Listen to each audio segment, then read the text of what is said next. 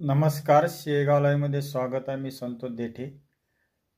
उद्धव बाळासाहेब ठाकरे शिवसेना गटाच्या प्रवक्त्या जयश्रीताई शेळके यांची प्रतिक्रिया बघूया.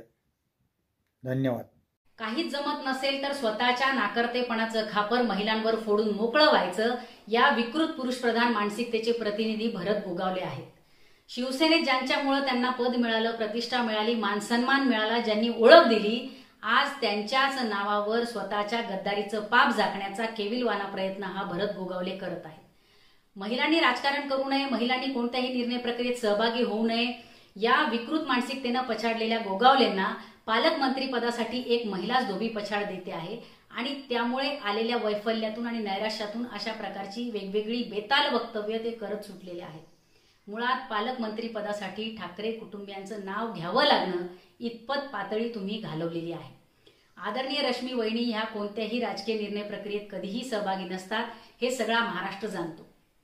ज्या रश्मी वहिनींनी कधी काळी तुम्हाला बहिणीसारखी माया लावली, तुम्हाला वेळोवेळी मदत केली, तुम्हाला टिळा लावण्याचं काम केलं, तुमचं आदरातिथ्य केलं, त्याच आदरणीय रश्मी वहिनींवर आपण अशा प्रकारचे आरोप करता. मुळात अशा सोज्वळ माऊलीवर अशा प्रकारची टीका करून भरत गोगावलेंनी स्वतःची लायकी दाखवून दिलेली आहे. Thank you for watching this video. If you enjoyed it, please hit the like button and the bell notification icon.